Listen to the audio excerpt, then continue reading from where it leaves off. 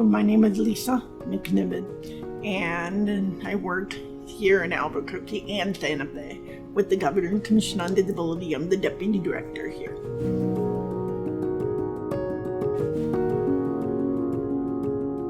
Well, my career spanned over 40 years. It all started with getting a degree from Gallaudet University with the goal of being able to be of service to the community.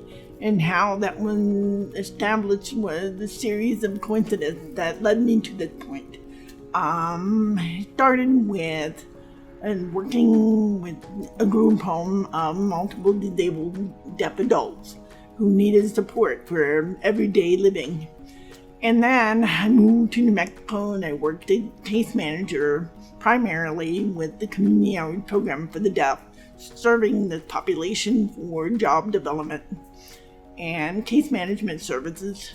And then I moved to work for the Governor's Commission on Disability, had a variety of different jobs that led me to become the Deputy Director today. Going back even further to high school, I had the opportunity of doing what was called a co-op program. It was a program giving opportunities for individuals with disabilities who were students in the high school level to have job opportunities. They gave me my first job as a respiratory therapist in a hospital. And I worked there for a year or two. And at that time, I was trying to figure out, should I go through a medical field or not? It would determine that was not my fit.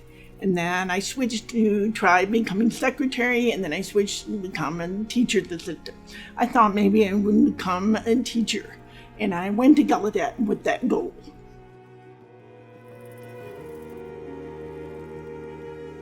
And my main responsibility as the deputy director is supervising and overseeing 3 out of 4 programs that we offer to the public.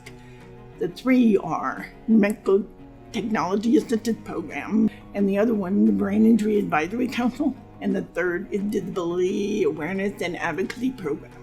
The 4th, the Access Department, is something that I help and support, but I'm not directly involved. And that involves the Residential Accessibility Modification Program, allowing individuals to remain living in their home.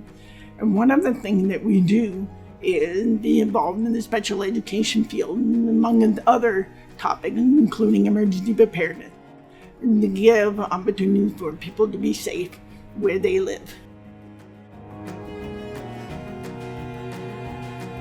I believe that as the deputy director, it's important to have partnership with the community at large to create opportunities for people with disabilities to have the access they need and any quality of life deals, such as transportation, housing, education, recreation pursuits, and more, including being involved in the legislative session in order to have bills that support their right to live.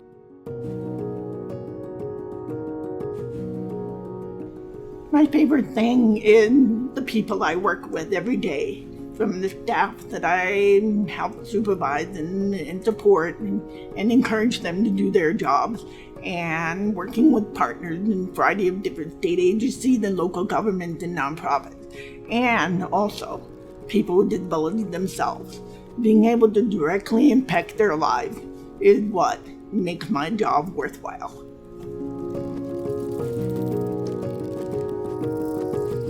I didn't have any one particular mentor throughout the whole time. I've had many friends and family and other colleagues who were supportive of my career path. And not only in my day job, but also my evening and weekend volunteer work with the Deaf Culture Center, in which we were able to create an affordable, accessible apartment that had impacted the community to be able to live independently with accessible features that can't be found anywhere else. So a lot of people have helped me lead to where I am today. Thank you.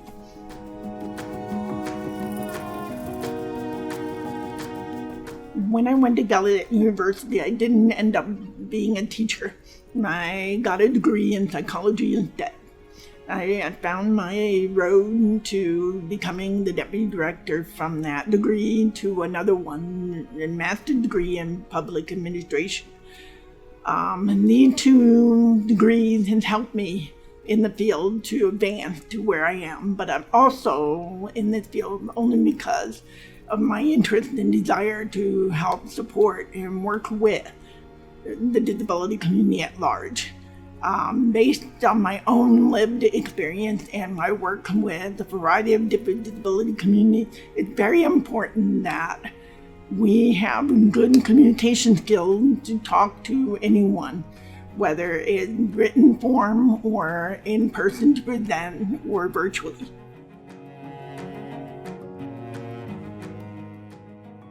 The most challenging is not being able to get all the information I feel needed to complete my job effectively.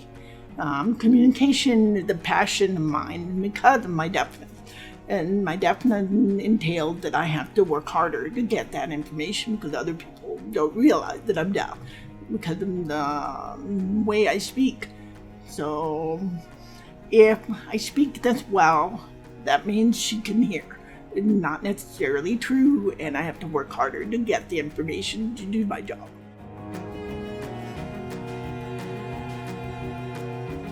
If you aspire to become a deputy director someday, I think you need to find a mentor like me because I'd be willing to be yours. There will be a lot of barriers and challenges in your journey if you want to become a deputy director. Know that you're not alone. And challenge barriers are unique, yes, but I have shared similar experiences that you come to me and talk about it anytime. You can do it. If I can, you can.